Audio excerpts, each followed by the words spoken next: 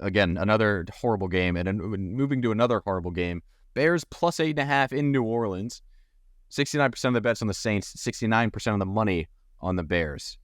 Like, the Saints just went out and scored, however, God knows how many points last week, and now they get to play the Bears defense at home. Everyone loves the Saints, yet the Bears actually look okay with Bajan at quarterback. I don't know. Is Fields back? He's not back, right? I know. Bajan didn't look that amazing last week to me. He let me down against the Chargers defense that was absolute dog shit in the Sunday night game. I'm glad that I unfortunately was not able to watch the game. I had to catch highlights, but it's good because I did not want to hear Chris Collinsworth just ramble about Bajan. Yeah, you would have thought that like Bajan had cured cancer or something the way he probably talked about him. But I think with this game, it was a nice teaser spot for me. I'm just staying away from teasers this week because I'm 0-3 out of them in the last 3 weeks. I know you said like you, but yeah, it's not like you. I'm scared.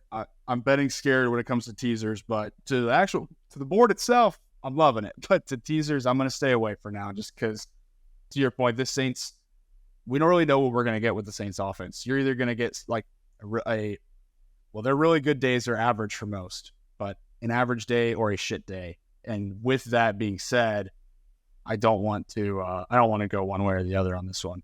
I like the Bears. I think one of the reasons is because Derek Carr is just so bad at covering spreads. He was a 17-29-2 as a favorite with the Raiders, and now as a Saints favorite, he's 1-5-1 ATS. He hasn't had a year above 500 ATS since 2016.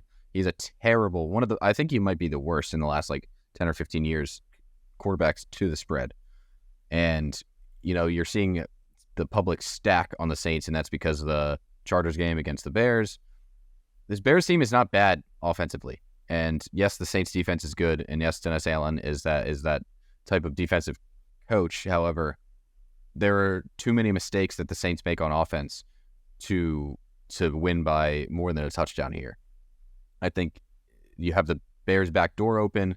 There's a lot of positive trends looking towards the Bears. Yeah. Are you gonna lock them in right now at 8.5? Am I gonna lock them in at 8.5? Yeah. Why not? I'll take it. Give me Bears plus 8.5. All right, it's your play. I'm not gonna also lock it in officially, but I will put my money on it as soon as we're done here. I love it. Yeah, I need to take one, and I don't hate it. It's probably the game I don't hate the least that we talked about so far. That's a good way to look at the slate. This is the one I hate the least. I'm telling you, it's so ugly. Bears, Saints, Cardinals, Browns, Bucks, Texans, and the numbers are tough. You don't have like any home dogs, which is something I love to back. It's rare. It's a weird week, especially, I mean, we just had 16 games last week, and now what do we have? 13 now, so big differences. I keep waiting for us to preview the Colts game, and I keep remembering that we're a 4:00 game because that hasn't happened for us this season. No one wants to watch the AFC South, man. Hey, okay. You got the Jags and the Texans. That's the cream of the crop. And Will Levis. Yep. Fuck them all. Go Colts. Thank you guys for listening. This is our breakdown of Week 9 in the NFL. It's been fun. Eddie and I have been on the opposite side of a lot of these games. But as always, you can check out our articles, as always, on happyhoursports.net for NFL. NBA is ramping up. We've got NHL ramping up as well. College football, as always. And then, of course, the Prelim and Pilsners podcast. Or is it Pilsners and Prelims? Pilsners and Prelims podcast. I know. Again, I made the name and I still forget it. But that's how catchy it is. That's how you know it's good. Yeah, we just got done recording for UFC Sao Paulo last night.